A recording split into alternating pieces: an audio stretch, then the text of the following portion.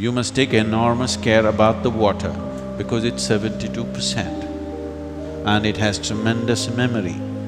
Immediately when it comes in the tap, if you take it and immediately drink it, it will work as poison in your system. The air gets affected just by the sounds and the intentions and the emotions. Get some sun on your body every day because sunlight is still pure.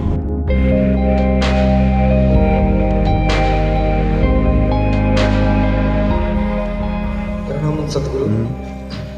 So I have listened to you saying that 70% of our body is water, and if we drink the energized water, it really we can have grip on the body and mind. Is it true with the air and food that we take? Because in the city we have to live with the polluted air and the air-conditioned rooms in our company. So could you please explain the Bhuta Shuddhi process in elaborately? If you tell your company, I'm willing to work without the air conditioner, they would be too glad. It would save them a lot of money, isn't it? And it would be good for you in so many ways. But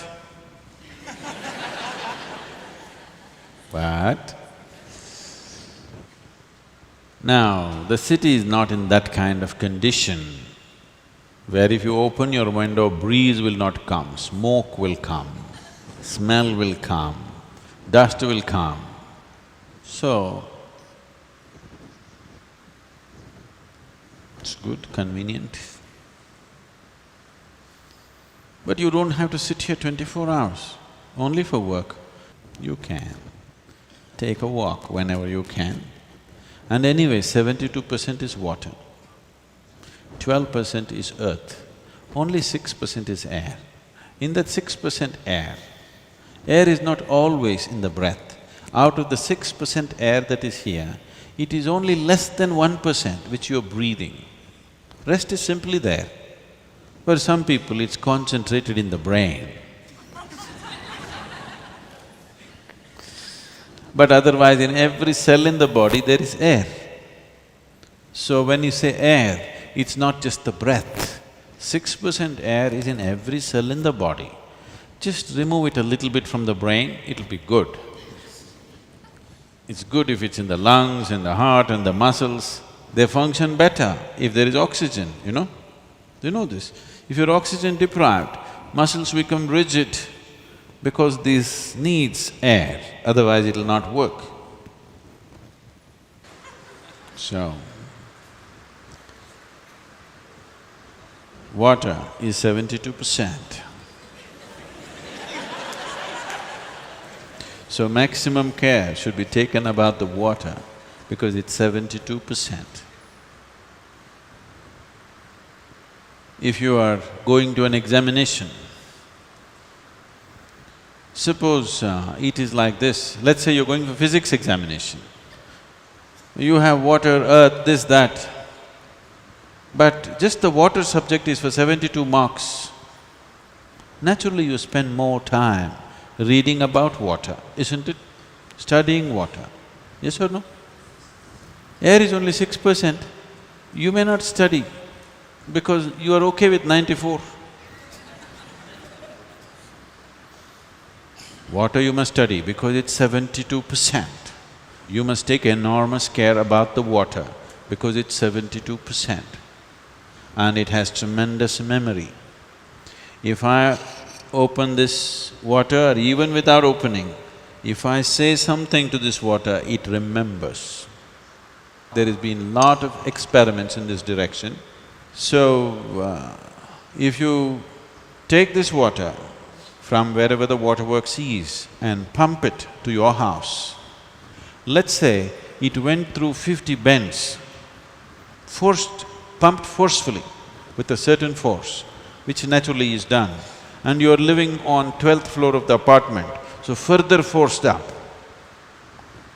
Now they're saying, if it goes through 50 bends, about 60% of the water has turned poisonous.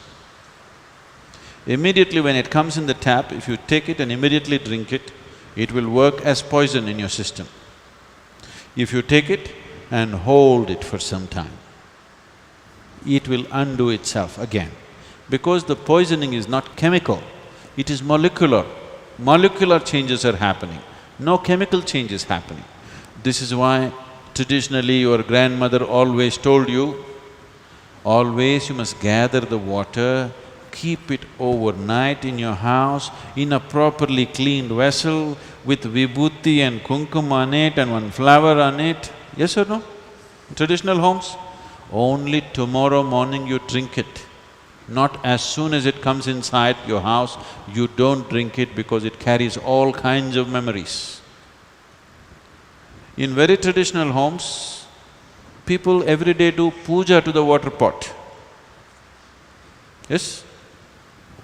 And you never drink the water as soon as it comes. You keep it, give it enough time to undo itself from whatever nonsense it has gathered so that it is suitable for you when you drink it.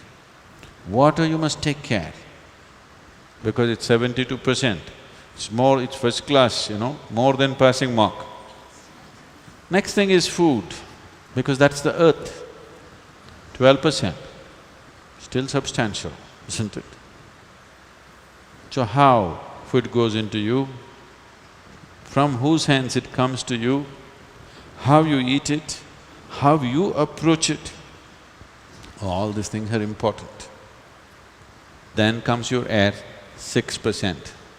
In that 6%, only 1% or less is your breath. Rest is happening in so many other ways. And it's important, especially if you have children, at least once a month, take them out somewhere, not to the damn cinema, again breathing everybody's nonsense. The air gets affected just by the sounds and the intentions and the emotions, all the rubbish that's happening on the screen and all the rubbish that's reflecting in human minds of violence, of sex, of greed, of this and that, is affecting that limited air in that hall in a tremendous way.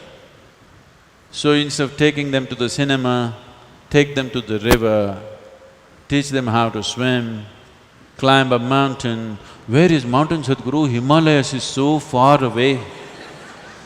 Even a small hill is a mountain for your boy. Yes? Even a little rock, just go climb and sit on one of them. Children will enjoy it immensely, they will become fit, you will become fit. And above all, your body and mind will function differently, and above all, you are in touch with the Creator's creation, which is the most important thing. Not your own rubbish that you made. Yes, it's comfortable right now, but it's not everything. So instead of going to the restaurant, instead of going to the cinema, instead of going somewhere else like that, at least once a month, it doesn't cost anything. Huh? Doesn't cost anything. You can take your rice and avkai and go and eat there. Anyway you have it. You don't have to spend money on this. Even better, if you don't want to spend money even on the bus or car, all of you cycle. Just 3 kilometers, 5 kilometers outside Hyderabad, sit on one rock, just spend time there, feel the sun. It's very important you get some sun, air, good water. Come back, you are doing Bhuta Shuddhi in a very natural way. It is not the ultimate type of Bhuta Shuddhi, but you are doing some Bhuta Shuddhi. This is what I was saying just now. If you take care of food, water, air is not always in your hands because you're living in a city. But water and food you can take care. And what kind of fire burns within you, that also you can take care. Sunlight has not become impure, isn't it? Get some sunlight every day, please. Get some sun on your body every day, because sunlight is still pure, isn't it? Nobody can fortunately contaminate it. And what kind of fire burns within you? Is it the fire of greed, fire of hatred, fire of resentment, fire of anger, fire of love, fire of compassion? What kind of fire burns within you?